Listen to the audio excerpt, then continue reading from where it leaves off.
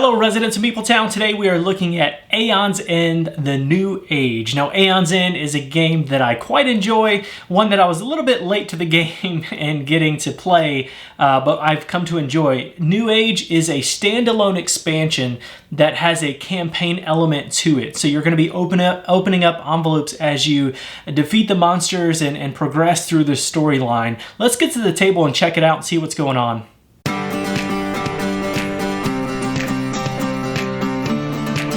Alright, so here we have the setup for Aeon's End, A New Age. And some of this, if you don't want any spoilers, if you know how to play the game, I recommend just jumping straight to the final thoughts. This is going to give you an overview on how to play the base game and using the components from A New Age. But if you know how to play the game and you don't want to know anything about the nemesis or the characters or anything like that, skip over this part and just jump straight to the final thoughts.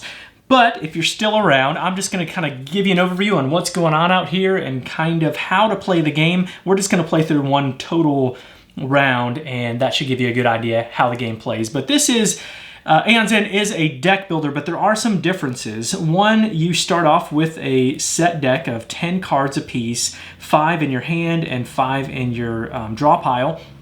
But all of that is set, so you know exactly every time what you're going to be getting. And as you are playing cards and discarding them, instead of shuffling those back up when it's time to draw up new cards, you will just take those, flip them over, and put them in the back in your deck pile without shuffling them, and that will be your new deck. This is the supply area up here. You're going to be purchasing cards from these 9 cards. This is your nemesis that you're going to be battling. This is the nest mat. So our nemesis is Maggoth, and Maggoth is going to be spawning these different maggots onto the board, and they are worth 1 damage apiece. Flies are worth 2 damage, and you don't want to get those, but it's going to happen. You're going to be getting those different pieces on the game mat. They'll be entering in. We actually won't be doing a lot of that in this playthrough, but that's it. Let's just jump into, another part is the breaches. These are how you're going to be casting spells. For Gygar has 2 open breaches. Claudia does not have any, so we're going to either have to be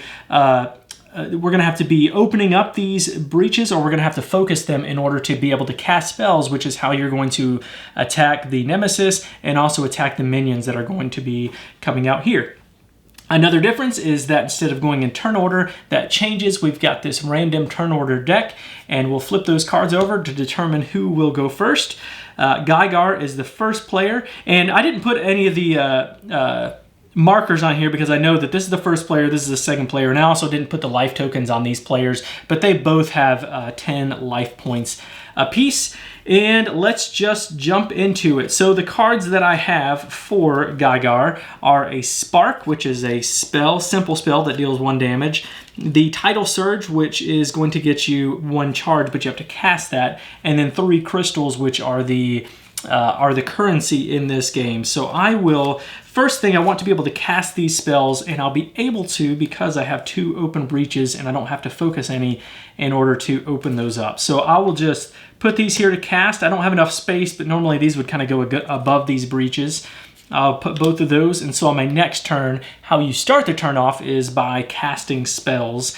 And then I have 3 crystals left over, and the purchase cost is listed at the top here. So what I'm going to go ahead and do is I'm going to buy the galvanized bauble, which is going to allow me to, it's a relic, so I can just play it when I get it, to either focus an ally's breach, which is going to be helpful because they don't have any of their breaches open, or I can cast any player's prep spell, and then I can destroy it. So I will first put that here, and then I will put any of the cards left over in any order that I want on top there, and they're all crystals, so that's it. All right, next we have the Nemesis turn, and the Nemesis is going to, card's going to flip over. Now these are predetermined for this game, for your first game, and I discarded the first 5 cards from that deck because it's a 2-player game. And this is going to have a Power 3 Unleash. And so what's going to happen is after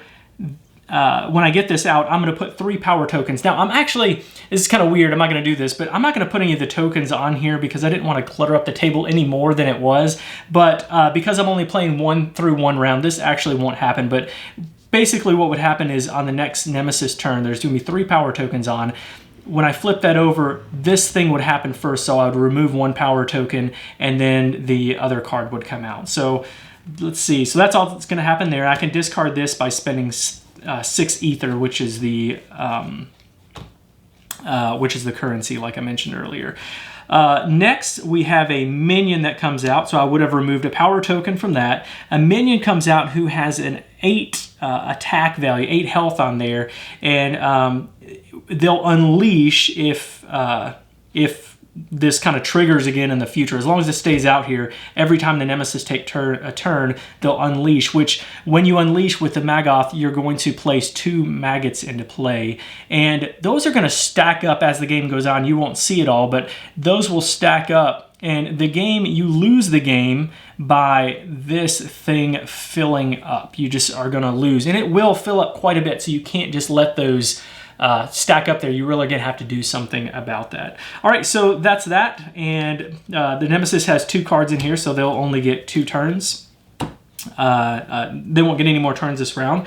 So for Claudia, I'm going to take Claudia's cards, and Claudia has 4 gems, and then another gem that can either be to gain 1 ether, or any allies may lose a charge, and if they do, they can gain 2 charges. You can gain 2. So I'm actually going to use that as an ether because that's all nobody has any charges yet. Charges are how you take your players' actions. As those fill up, you'll be able to take the actions on those cards.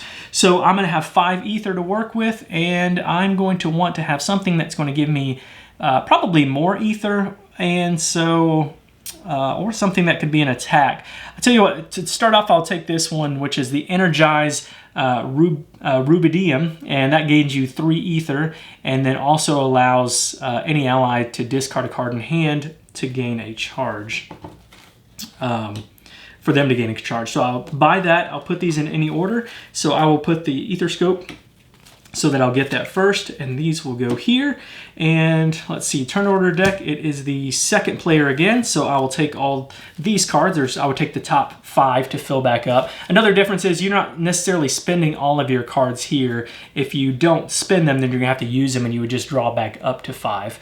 So on this one, I have a Spark, which deals 1 damage.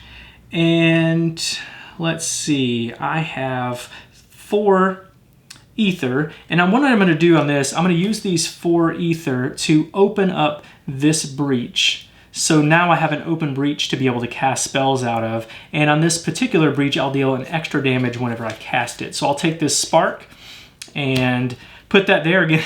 I would normally have a little bit more room, then I would discard these, and that will be the end of my turn. And it is the first player's turn, so I'll move these out of the way, and they will take they would have already had the 5 cards from their deck in their hand. The first thing they're going to do is they're going to cast the spells. So I would cast these. That's going to deal 1 damage. The Spark will deal 1 damage, moving them down to 44. And they're so we're on our way to taking out the Maggoth.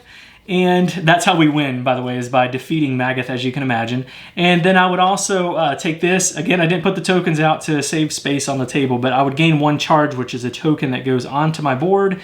And as I'm casting those spells, they go into my discard pile.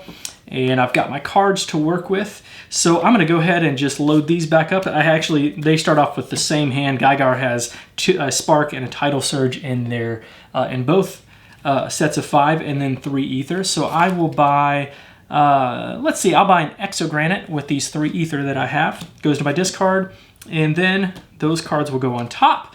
And as I mentioned earlier, these you take those, you flip them back over as they're drawing up to their 5 cards.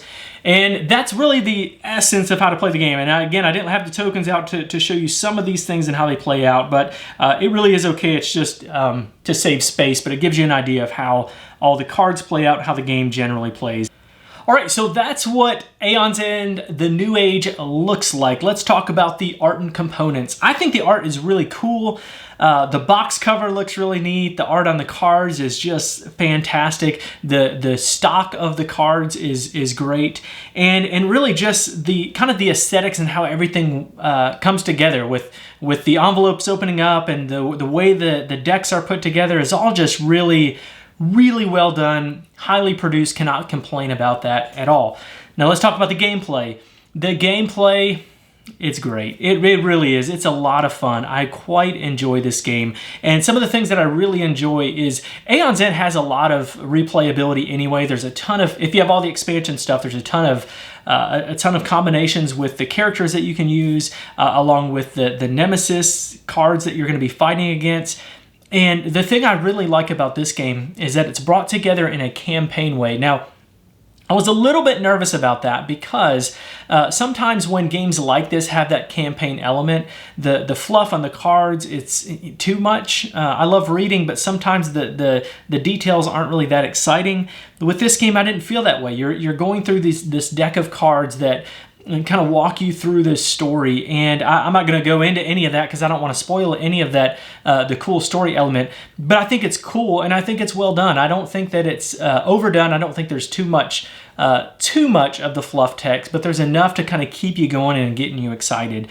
Another thing that I really enjoy about the game is how different all these Nemesis cards play. Now, I have not played all the expansions to know how all the different baddies work in this game, but in this game, so I have it to compare it to the base game, I think they're more interesting to me. I really enjoyed the how the story fit these different characters together, and I just really liked them. And I also really liked, as you're going through and getting these new characters, I think they're interesting. The treasure cards are really cool. I enjoy that. I'm not going to go into that again because I don't want to have spoilers, but there are treasure cards in this game and they do play out differently. All that's in the rule book, but they worked better than what I thought they would. I'll just say that there's different elements of those treasure cards and how they play out in the game. So overall, I really enjoy this one. I highly recommend it. If you enjoy Aeon's End, I think this is a must. I really do. I think it's fantastic. The campaign play, all the different stuff you get in the box, I think is great.